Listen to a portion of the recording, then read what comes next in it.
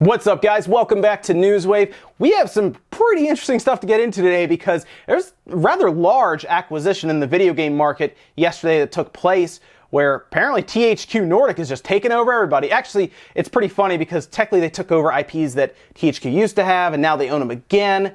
And now they're going to be working with some other games that people might be a little surprised to hear. So it's going to be kind of fun talking about this one. We got Media Create sales in Japan that kind of paint an interesting picture for Shadow of the Colossus in Japan. And we found out how Bayonetta runs on the Switch. And let's just say I'm excited for tomorrow. Now, guys, if you like watching gaming news, hearing about new things, and then, of course, seeing things get opened, consider subscribing. We have a lot of fun here, and it's 8 a.m. Eastern Time every weekday morning. We do gaming news. Let's get started. Now, THQ Nordic currently owns, at this point, a couple of different IPs. We, of course, heard about them doing things like Darksiders 3, right? Biomutant. And it looks like they wanted to kind of diversify a little more. So they decided to acquire Kosh Media. And who does Kosh Media have? Well, they have Deep Silver. They have, for example, Saints Row, which is kind of interesting to see this happen because now Saints Row is going back to THQ Nordic, who technically bought out THQ and then changed their names from Nordic Games to THQ Nordic, and now they're buying THQ's old IPs back. It's very weird to think about it this way, but they get Saints Row, they get Dead Island, which are some of the bigger IPs, and because they're getting Deep Silver, they're also getting the rights to publish Shenmue 3. So think about that for a second. THQ Nordic is now going to be publishing a game like Shenmue 3 pretty much worldwide alongside, I guess, in this case, Sega and others. So this becomes kind of interesting. Now, THQ Nordic, like I said, started out as Nordic Games back in 2011 and quickly bought up THQ, at least what was left of THQ, right? And now they're looking to pick up others, as we're seeing here. I was a little surprised that they were able to buy Kosh Media, to be honest, because they bought them for $149 million. Now, what else does this entail? Well, we heard about, obviously, they're doing De Blob on the Switch. We just talked about that yesterday. And then in their listings of games, a couple of other games show up for the Switch that was a little surprising because they hadn't said anything about it. I almost thought it was a typo, but people are talking about it. It doesn't seem to be. And that's De Blob 2. Is apparently showing up, and then Raven Remaster is as well. Now, De Blob 2, of course, is a sequel to De Blob 1, which is coming sometime this year, 2018. I guess they just want to move De Blob 2 over because it appears that they're also moving, as you see here on this chart, it appears that they're also moving it over to the PS4 and the Xbox One. The reason I honestly thought this was some sort of typo is because they have them kind of spaced out with De Blob 2 for the Switch, at the bottom, and De Blob 2 for PS4 and Xbox One at the top, whereas the Raven HD seems to be pretty much across the board, although they appear to have a similar release date for that one, whereas De Blob 2 might be coming out later on the Switch than it is, say, on the PS4 and the Xbox One. And especially since they really haven't announced that one yet, so I'm still a little, unsure of that. But you can kind of see their list of games that they have now coming out, and it's looking good. Their list here is pretty solid overall. I mean, you have Titan Quest, which is an awesome game already, coming out. Pillars of Eternity 2 coming out from them. Again, Biomutant. You can just kind of look down this list and see that they really are building their IPs up pretty solid. I mean, Biomutant is brand new. It's a brand new IP. That's not something we see now in 2018 as we see sequel after sequel. So I'm a little surprised at how quickly THQ Nordic is growing because they just picked up quite a few of them. Like, they could actually do something really cool with Saints Row, which has fallen off big time, by the way. Oh my gosh, Saints Row has been maimed almost by gaming at this point. It's fallen off big time. We just saw what is Agents of Mayhem just do very poorly. I think the board game's going to sell more than the game itself, the video game. So maybe THQ Nordic can do something with Saints Row. Now that they have it again, maybe they can kind of reboot it. That would be cool to see, actually take Saints Row and start it all over rather than go like Saints Row 5.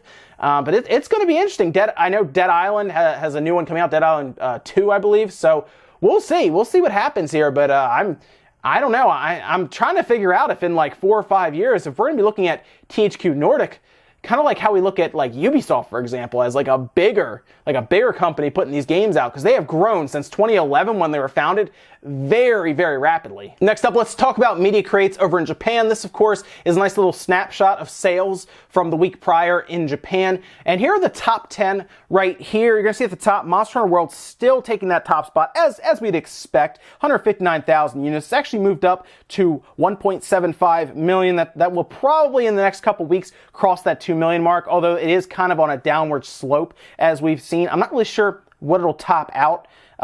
What number it'll top out in Japan. Maybe 2.5 million seems close. Maybe 3 million. 3 million is going to take a little while. They're going to have to keep releasing some content to get it there. Dynasty Warriors 9 actually sold over 100,000 units, 117,000. Sword Art Online on the PS4, 75,623. That's about what it was with I remember the PS3. But they are missing their portable. They're missing their portable SKU here. They had it on the Vita for a while. It's no longer there. So they are missing a good chunk of sales because of that. Splatoon 2 still sitting in there. Number 4. This game is probably never going to go away in Japan. 23,461, and it has now at this time crossed the 2 million mark in Japan alone. That is a big accomplishment for a game like Splatoon 2, and I do expect it to continue to climb as more Switches are purchased. That is like the game in Japan, next to, I guess, maybe like Super Mario Odyssey, although even that has sold less than Splatoon 2. Shadow of the Colossus, right there, 21,900. This is kind of a disappointment for that game, I feel, in Japan. It should have sold maybe a little more. Although that's definitely a Western release that's going to do much better. So we'll see what we get from the MPD charts, because it did top the European UK charts at least. Mario Kart 8 Deluxe at number 6, and then down from there, Mario Rabbids Kingdom Battle number 7, Dragon Ball FighterZ still in the top 10, although it is falling, number 8, Super Mario Odyssey number 9, and then Zelda Breath of the Wild at number 10. And hardware charts, the PS4 at the top, 71,306. It is continuing its downward slope. It had a lot of games this week. 71,000 seems a little low. However, I do think Monster Hunter was probably the biggest driving factor out of all of those games. I don't think Dynasty Warriors is a big system seller, for example. Shadow of the Colossus, don't think that's a big system seller. Sword Art Online either. I think Monster Hunter is what's mostly driving these PS4s right now. But again, it did drop over 30,000, 38,000 about or so here, down from last week. Nintendo Switch still kind of sitting at that same amount, although it is down also about 6,000 right there, 43,404. The 3DS holding relatively steady, down about 1,000 or so, 10,516. The Vita pretty much straight across within margin of error at 4,133, and the Xbox One continues its downward slope as well, down to 261. I guess if I have to look at some of the disappointment of the week, has to be Shadow of the Colossus. I thought it would do better, but I do think that will do better out west. That just doesn't seem to be a game that the Japanese audience was super interested in, whereas they decided to buy things like Sword Art Online, for example, or Dynasty Warriors 9. Dynasty Warriors makes sense to me. I get that it's a Warriors game. Those generally do pretty well in Japan. But yeah, weird week, I think, overall for these charts, because a lot of these newer games still came in well below what an attach rate in Japan for the PS4 probably should have been. But either way, Monster Hunter continues its trek towards that 2-3 million mark. Maybe I do think 3 million is probably where it will inevitably top out when it's all said and done. But it will eventually slow to a crawl until we get more big news about it, whether things get added, or I guess just more people continue to pick it up and eventually it gets there. We'll see though, going forward. Next up, let's talk a bit about Sea of Thieves, because it is coming. It's coming out next month, right? Third week of next month. And we find out a little more about content that's going to be coming after the game releases. Now, it is also releasing on Game Pass, so if you have Game Pass already, technically you don't have to go out and buy it. It'll just show up and you download it, which is a nice feature of Game Pass, because if 2 games release in the year that you want to buy from Microsoft first parties, technically you might as well just get Game Pass, because you'll get a way more content out of it for the $120 you would have spent otherwise. But anyway, Sea of Thieves is getting microtransactions, which has people kind of on either side, because it's not loot boxes, it's straight up microtransactions. You want something in the shop, you buy it with probably some kind of currency that you trade money for, and that's it. You don't have to go through a game of chance, you don't have to cross your fingers when you hit a button and hope. It's just straightforward purchasing. And this was according to executive producer Joe Neate, as they talk a bit about how there is an optional way for people to spend money in the game. You can actually earn the currency as well in the game, and there's no real word on pricing or what things will actually, I guess, cost, or what the conversion rate will, or how long it takes to grind for these, I guess these special currencies. Maybe it's like gold coins as opposed to like silver coins or diamonds or who knows, some kind of other currency. Sounds like this is going to show up, say, 2 or 3 months after the game comes out. They're going to be taking feedback from players and seeing, I guess, I don't want to say what they can get away with, but what they can get away with microtransactions. And the other big thing is it's strictly cosmetic, so it's not going to affect gameplay. It's not going to affect like your progression in the game. You're not going to all of a sudden be able to run faster or hit harder than somebody else because you put money into the game, which seems to be the big problem for a lot of people when it comes to something like Battlefront 2, right? You don't like that someone could buy a star card and then immediately start crushing you in the game. I don't mind this microtransaction as much, but it's still there. It's still a microtransaction, right? It's something that people don't like. So I at least get that, but I at least understand they're trying to compromise and kind of meet people halfway. So if this is like, all right, you show up and you spend $1 for like a golden peg leg or something. They also talked about like pets, parrots, monkeys, things like that. They also talked about those. If it's like $1 and you're like, oh, okay, I can have this really cool looking parrot for $1. Okay, that's not bad, especially if they continue updates and they do some cool things in the end game that people want, whether they add these cool mythical sea creatures or something that you fight, or new islands or bases. If they continue with it, I understand why they need money after the fact, especially because they're very upfront about this being a service-based game. No loot boxes. Okay, you know what you're getting. You walk into a shop. You don't have to buy it, but the fact that it's there and you can is probably good for some people. I won't be buying anything that way because I'll just, play the game to earn the coins, but I understand there needs to be some kind of middle ground that gamers and these I guess these companies have to come to, because I feel like if these games have nothing in terms of actually sustainable revenue going forward, the game will just go away and then they'll just charge you $60 again in 2 or 3 years for a sequel. So it's kind of give or take, right? It's tough. It's a very tough situation. I'm glad I'm not a publisher trying to figure it out, because no matter what they do when it comes to post-game purchases, they're just the bad guys. So let me know what you guys think about Sea of Thieves. Really, their microtransactions. Are you okay with them not being as intrusive as Battlefront 2, or are you you don't want any of these type of purchases in your game, even if it's like an always online game like this one? It's a service-based game.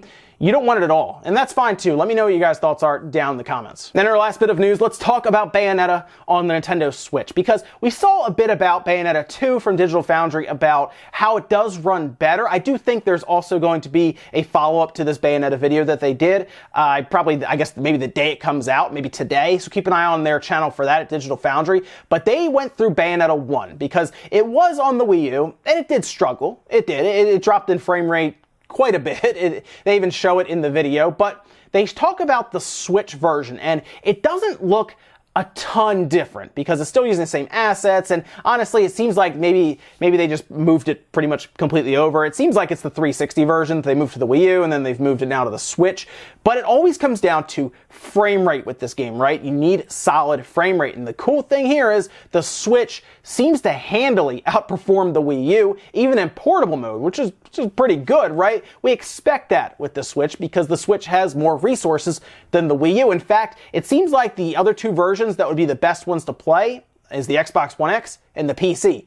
Obviously, right? The Xbox One X is backwards compatible with the game from the 360, and the Xbox One X is a very powerful system. You would expect it to maintain probably 60 frames across the board. In fact, when Digital Foundry showed that comparison, it did. Now, of course, it's not portable like the Switch, but it's nice to know that if you get it on the Switch, you're getting a pretty good experience overall. I mean, they showed the charts, and it was 60 frames for most of the time. There were some dips. They found some spots, right, where things are very, very populated on screen. Things are happening, but honestly, it looked completely playable, and it looked like a good frame rate for a solid action game. Probably, I still think the first Bayonetta, I loved that game when it came out on the 360, played all the way through it. Didn't really play it on the Wii U, to be honest. I just played the second one, but I'm getting the game tomorrow. I'm going to get it. Yeah, absolutely. Especially after seeing this performance, I am very happy to see this, and I'm actually kind of excited for people who I've seen on Twitter that say they never played it. You're in for a treat. That's all I'm going to say. Go buy it. It's worth $60 if you've never played them. two really good games for 60 bucks, completely worth it. It's portable, you can move it around, you can take it with you. Now I'm ready for some super fast-paced action in Bayonetta 1 and 2 at this point. Ladies and gentlemen, that's going to do it for Newswave today. If you enjoyed this video, hit the like button, guys, really helps out. If not, hit the dislike. Leave a bunch of comments down below. Let me know what you think about the microtransactions and Sea of Thieves. Maybe you can live with them, but maybe not. Maybe you don't want microtransactions at all. I'm really curious to hear people's thoughts, see what the conversation turns into with these microtransactions. I think people are starting to realize that the amount that they're trying to push these into games, they must need them or something. I do wish, I will say this, the game companies would be a little more transparent about how much money they're putting in and how much money they're actually losing or making or whatnot, because if they tell us we're not actually making money hand over fist, I feel like people would have to at least have a conversation about how they can fix that, whether it's the budget get cut back or maybe some type of microtransaction gets figured out. Let me know what you think about THQ Nordic making some moves in the video game world, acquiring other companies, acquiring IPs, getting the publishing rights for Shenmue from Deep Silver. There's a lot going on over there, and I think we're seeing another Ubisoft on the rise right now because they are very aggressive in what they're doing. So let me know what you guys think about that and everything else. Thank you so much for watching, and I'll see you guys next time.